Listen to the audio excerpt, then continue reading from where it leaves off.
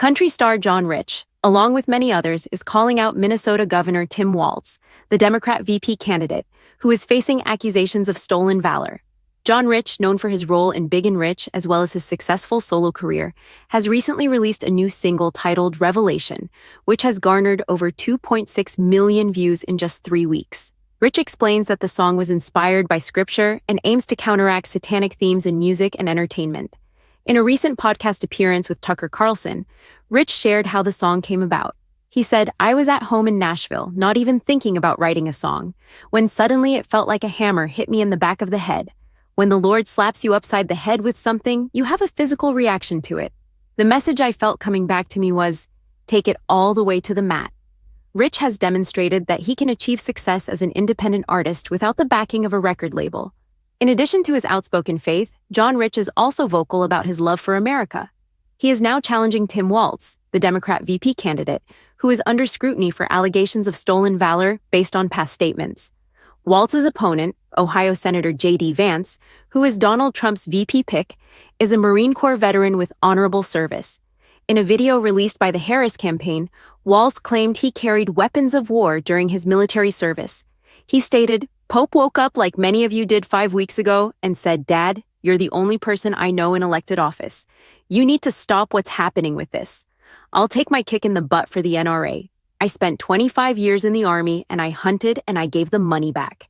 And I'll tell you what I've been doing. I've been voting for common sense legislation that protects the Second Amendment. But we can do background checks. We can do CDC research. We can ensure we don't have reciprocal carry among states.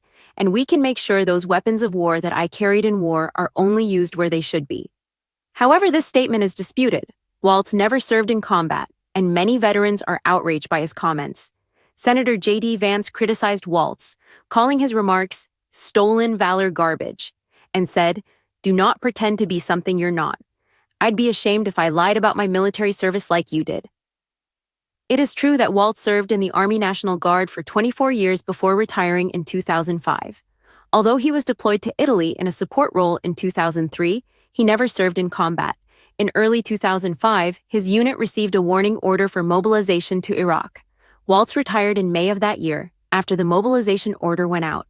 Fellow guardsmen accused him of leaving them in a difficult position. Retired Command Sergeants Major Thomas Barron and Paul Herr, writing in the West Central Tribune, stated on May 16, 2005, that Walz quit, leaving the Field Artillery Battalion and its soldiers hanging without its senior non-commissioned officer as the battalion prepared for war.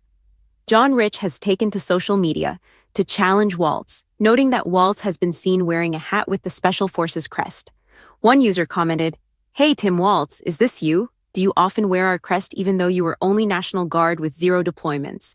Never went through the SFAS or the Q course, and by all accounts, never even worked with Special Forces? Stolen valor much?" Rich responded by highlighting that Walz is being criticized by actual Special Forces members for wearing the crest of a unit he was never part of.